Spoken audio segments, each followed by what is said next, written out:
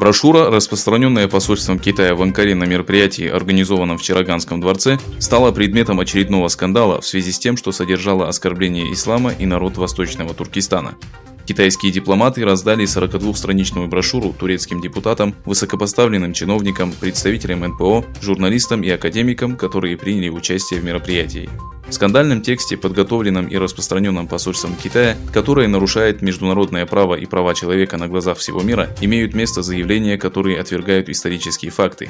В частности, дипломатическое представительство Китая в Турции называет уйгурский регион неотъемлемой частью Китая и утверждает, что уйгуры не относятся к тюркам и являются террористами и радикалами.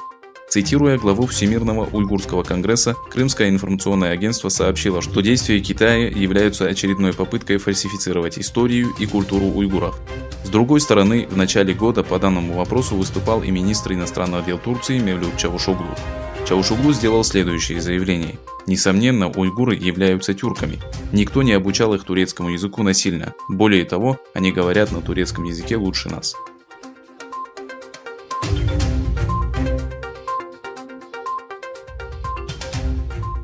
Бывший вице-президент США и кандидат в президенты от Демократической партии Джо Байден выступил против Китая, который содержит миллионы людей в концентрационных лагерях. «Я не понимаю, зачем держать миллионы уйгуров и других тюрков в этих лагерях. Будучи кандидатом в президенты США, я считаю некоторых людей и компании ответственными за преступления в Восточном Туркестане», заявил Байден. Следует отметить, что впервые кандидат от политической партии сфокусировался на уйгурском вопросе перед выборами. В свою очередь, недавно президент США Дональд Трамп представил уйгурский закон о правах человека и внес вопрос Восточного Туркестана в повестку дня американской политики.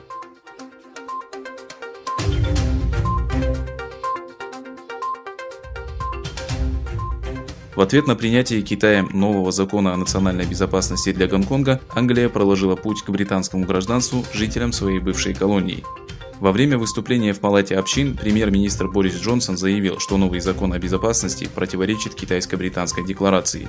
Отметив, что закон противоречит особому статусу Гонконга, Джонсон сказал: «Если Китай продолжит идти по этому пути, то мы предоставим тем, кто имеет статус жителя заморских территорий и является владельцем британских национальных зарубежных паспортов, возможность жить и работать, а также подавать заявление на получение гражданства».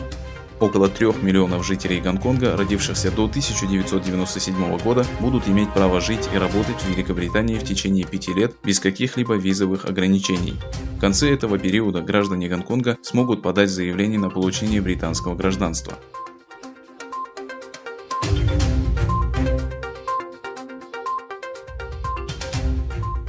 Во время пресс-конференции в здании Министерства иностранных дел США госсекретарь Майк Помпео подчеркнул, что версия закона о национальной безопасности, разработанная и принятая китайским правительством для Гонконга, уничтожила верховенство закона в регионе.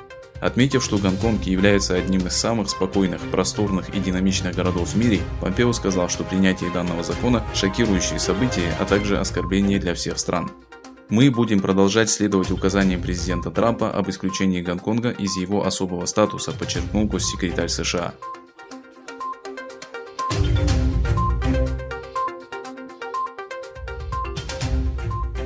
Потери мировой экономики в случае, если кризис в секторе туризма затянется до 12 месяцев, могут составить $3,3 триллиона. Такой прогноз содержится в опубликованном 1 июля в Женеве докладе конференции ООН по торговле и развитию. Подчеркивается, что сектор мирового туризма может потерять по меньшей мере $1,2 триллиона, что составляет 1,5% глобального валового внутреннего продукта, ввиду застоя в течение почти 4 месяцев из-за пандемии коронавируса. Вместе с тем, по оценкам экспертов, эти потери вырастут до $2,2 триллиона, если кризис продлится 8 месяцев.